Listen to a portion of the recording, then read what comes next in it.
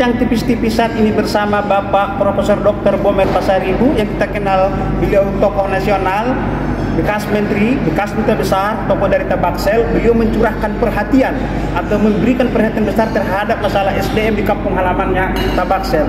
Beliau baru saja mendukung kelahiran, persadaan alumni pelajar Sidimpuan dan sekitarnya.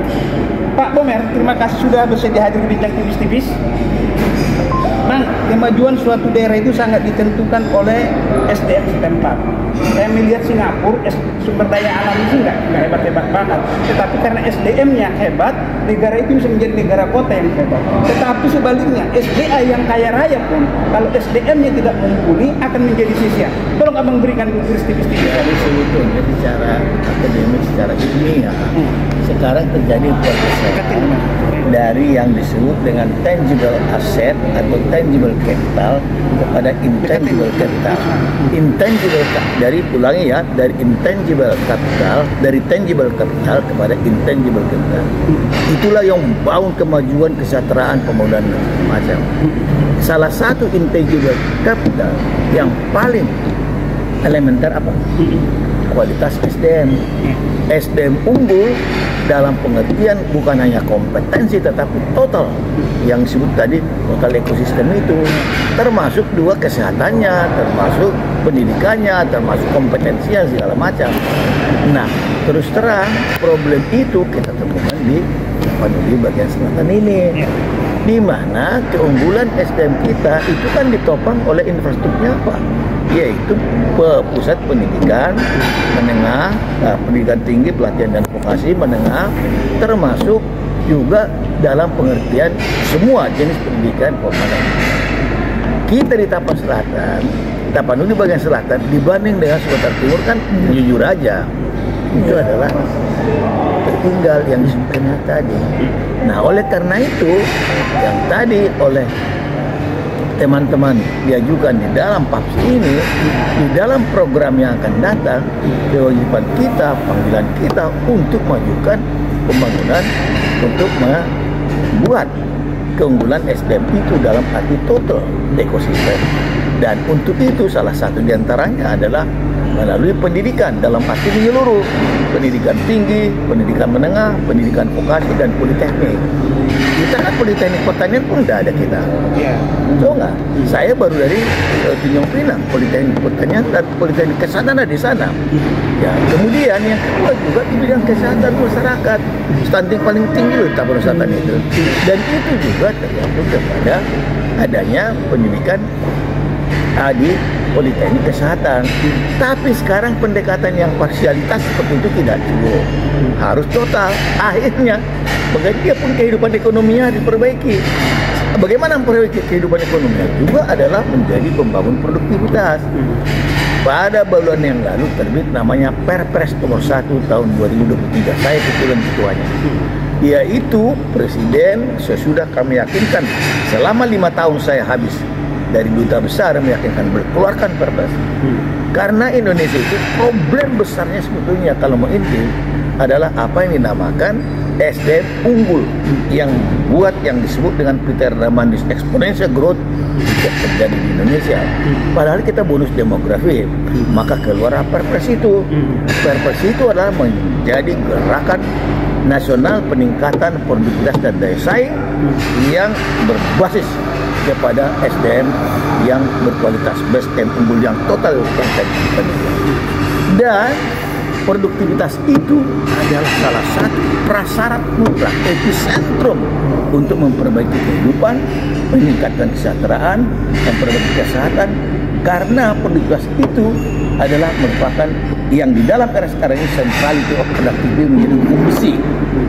Nah, untuk menopang itu maka keluar Perpres baru itu nomor 1 tahun 2003, di mana produktivitas itu dan daya saing itu terukur di dalam model-model tools, technique, and method yang berbasis knowledge, yang berbasis big analytic base, yang berbasis scientific base, baik di lingkungan dunia pemerintahan pusat dan daerah itu harus diukur, terukur produktivitasnya dan diukur di Tapanuli Selatan.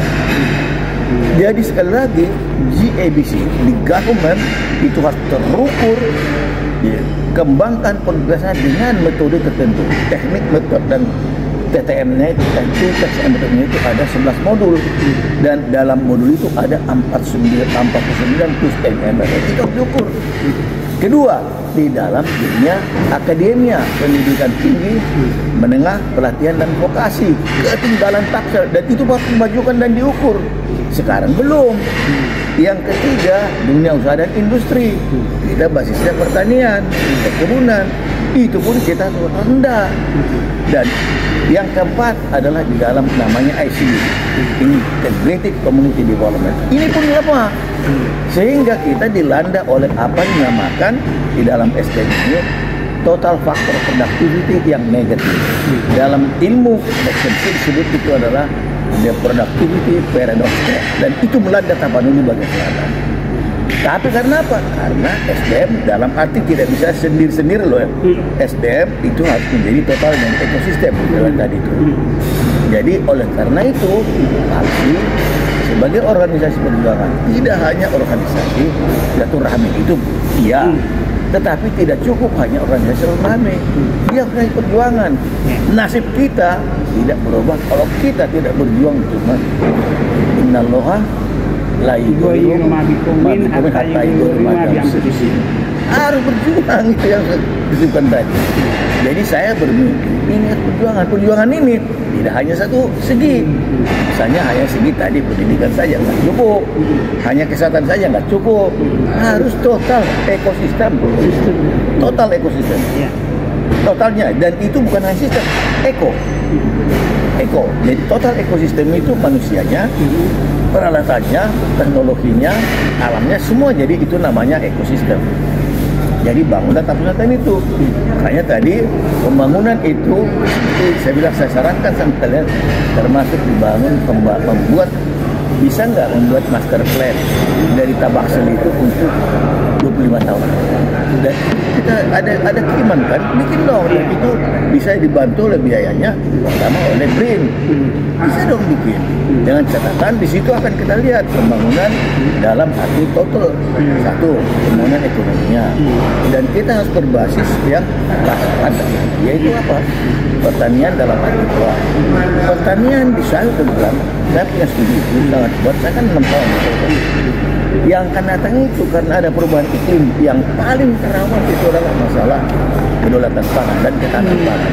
Indonesia sebagai negara agraris, tetapi kedaulatan pangan kita itu bukan dari saya loh. OECD hanya 59, masih bagus lah, masih di atas 50. Tapi dibanding dengan misalnya demokrasi, Denmark, Finlandia yang saya ditulis di situ, Skandinavia itu 83 sampai 90. Lalu cuma sekali padahal dia sekali tanam hanya musim panas. Kalau musim dingin dia tidak boleh. Kita kenapa begitu? Berarti kita harus, dan kita berpenduduk besar. Nah, yang pintar di sini sebenarnya Singapura. Singapura itu dia tidak ada pangan, tidak ada pertaniannya. Tapi tahu nggak?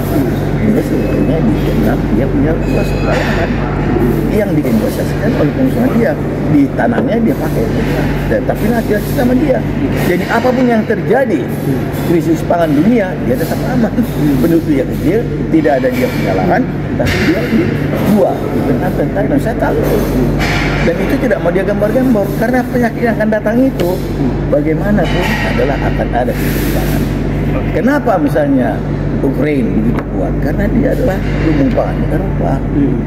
Jadi oleh karena itu sekali lagi SDM adalah intangible asset yang merupakan prime mover, yang merupakan driver dari seluruh perubahan, baik dalam perubahan untuk perbaikan kesehatan, perbaikan pendidikan, perbaikan di dalam pertanian, perbaikan di dalam agraria, perbaikan apapun perjuangan itu sedang dulu. SDM unggul itu di mana?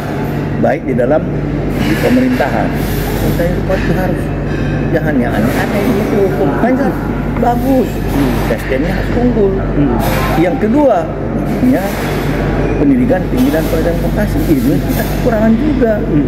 Nah, ketiga di mana? Di dunia usaha dan industri. Bagaimana kita di wilayah pertanian, tapi tidak ada di situ sekolah Polbangtek, Polbangtan seperti yang di Kementerian di Malang dan di Bogor. Kita harus punya dong. Poltek cash pun tidak ada. Jadi itu semua harus kalian rencanakan. Jadi dengan katakan tadi yang menjadi driver, yang menjadi prime mover, dua pun terjadi perubahan teknologi dan segala macam tetap manusia. Dan itu sebenarnya nggak salah. Yang tadi dia sampaikan tadi, beliau Ikro, saya baca lah. Iya, Ikro ya. Iya. Oke, Ya, baik. ya. Demikian bincang tipis-tipis dengan Bapak Profesor Dr. Bomer Pasaribu. Sampai bertemu kembali.